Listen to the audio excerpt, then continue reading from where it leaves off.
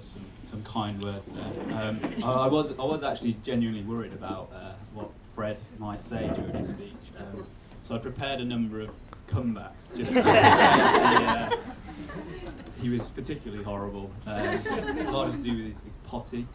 The success he had begging on the streets of Barcelona. But I think I'll save the full stories for another day. So well done, Fred. Ladies and gentlemen, I'd first like to thank each and every one of you here today for joining my wife.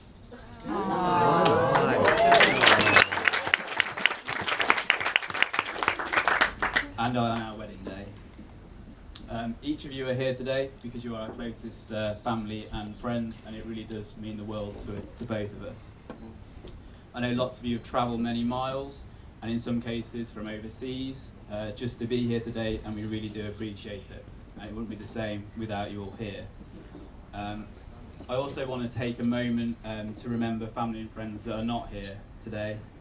So I'd be grateful if you could join me in raising a first toast to those that can't be with us.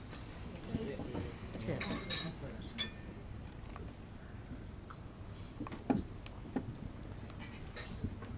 Over the next few minutes, there will be a number of toasts, so I'd be grateful if you could all make sure that your glasses are full and try not to drink your Prosecco in one go. I'm looking at a number of you in the room, Jonathan over there,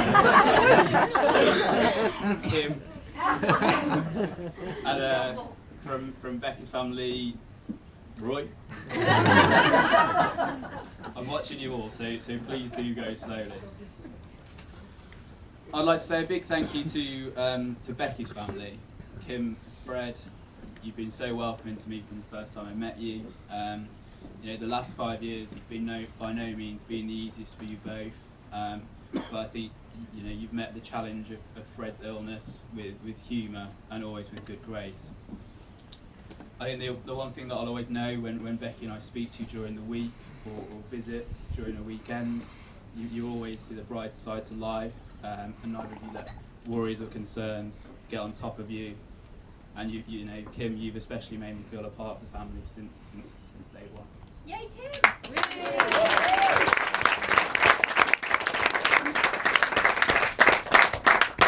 I think the same can be said for all of Becky's family. You know, James and Kimberly, we can't wait to meet our new niece and nephew in a couple of months' time. But also Simon, Kevin, Terry, Tracy, Tom, Yudi, Shirley, or G-Unit, as we'll see on the dance floor later. All of Becky's cousins, and we're also pleased to be joined by Becky's grandmother, Fred's mum today, Grandma Rajkor. Yeah! You need some chilli on that. Not a moment has gone by when I haven't felt at home with you all, so thank you.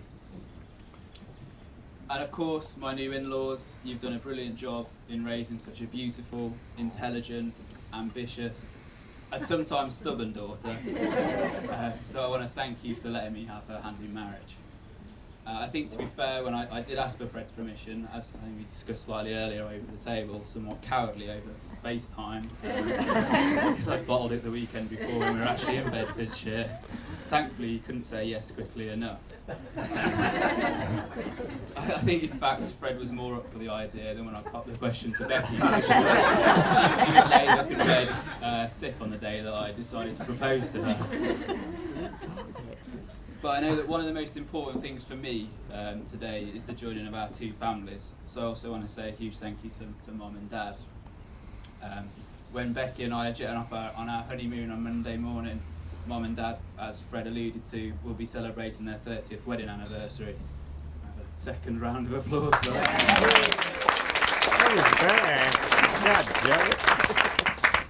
And I hope that Becky and I are able to build as strong a marriage and family as you both and Kim and Fred have done. Mum and Dad, you've always been so supportive of me, as of all my family, Hannah and Adam. We can't wait to celebrate your wedding with you next year.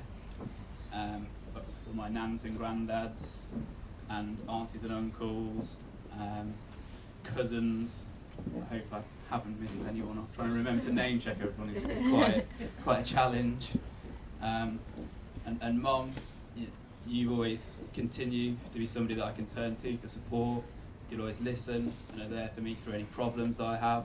You'll always give honest advice on what's best to do and how best to deal with any situation. Dad, you are truly the head of our family. I think